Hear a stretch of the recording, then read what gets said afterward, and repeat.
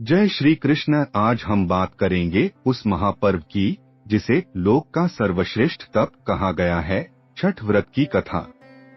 यह पर्व विशेष रूप से भगवान सूर्यदेव और उनकी पत्नी छठी मैया को समर्पित है। यह व्रत आत्मशुद्धि, संयम और संतान प्राप्ति के लिए किया जाता है। 4 दिनों तक चलने वाला यह पर्व मुख्य रूप से बिहार, झारखंड, पूर्वी उत्तर प्रदेश और नेपाल में मनाया जाता है।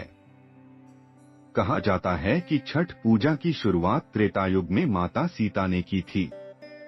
लंका विजय के बाद जब श्री राम और सीता जी अयोध्या लौटे तो माता सीता ने अपने आत्मशुद्धिकरण और संतान प्राप्ति के लिए यह व्रत रखा। महर्षि वशिष्ठ के निर्देश पर उन्होंने कार्तिक मास की शुक्ल पक्ष की षष्ठी तिथि से 4 दिन तक निर्जला उपवास कर सूर्यदेव और छठी मैया की आराधना की।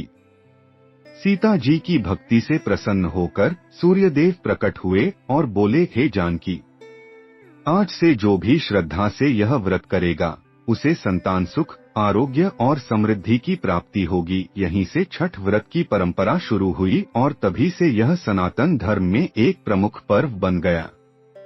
छठ व्रत से जुड़ा एक और महत्वपूर्ण प्रसंग है महाभारत के महान योद्धा सूर्यपुत्र कर्ण का।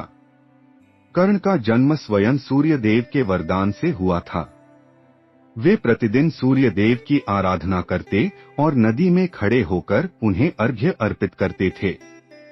कहा जाता है कि कर्ण ही पहले व्यक्ति थे जिन्होंने जल में खड़े होकर सूर्य को अर्घ्य देने की परंपरा शुरू की, जो बाद में छठ व्रत का अभिन्न अंग बन गई। यह पर्व कार्तिक मास के शुक्ल पक्ष की चतुर्थी तिथि से शुरू होकर सप्तमी तक चलता है। छठ व्रत की 4 दिन की दिनचर्या। पहला दिन नहाय खाए। छठ पूजा का पहला दिन नहाय खाए कहलाता है। इस दिन व्रती प्रातःकाल स्नान कर गंगा या किसी पवित्र नदी से जल लाती हैं और घर को शुद्ध करती हैं। इसके बाद पूजा स्थान को सजाकर सूर्य और छठी मैया का ध्यान करते हुए सात्विक भोजन किया जाता है, जिसमें अरवा चावल, लौकी की सब्जी और दाल शामिल होती है। यही भोजन व्रत की पवित्र शुरुआत करता है। दूसरा दिन खरना। दूसरे दिन को खरना कहा जाता है। इस दिन व्रती पूरे दिन निर्जला उपवास रखती हैं। सूर्यास्त के बाद गुड़ की खीर, रोटी और केला का प्रसाद बनाकर सूर्यदेव को अर्पित किया जाता है। प्रसाद ग्रहण करने के बाद व्रती अगले 36 घंटे तक निर्जला उपवास करती हैं। तीसरा दिन संध्या अर्घ्य। तीसरे दिन व्रती महिलाएं सूर्यास्त के समय घाट पर जाकर पूजा करती हैं। वे बांस की सुपलियों में ठेकुआ, फल, नारियल और अन्य प्रसाद सजाकर डूबते सूर्य को अर्घ्य देती हैं।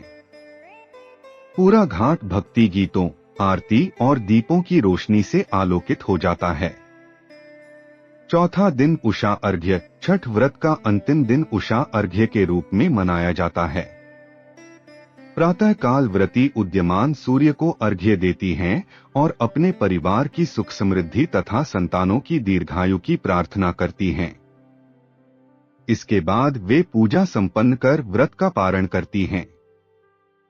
अगर आपको यह कथा और जानकारी पसंद आई तो वीडियो को लाइक करें, शेयर करें और चैनल को सब्सक्राइब जरूर करें। जय सूर्यदेव। जय छठी मैया।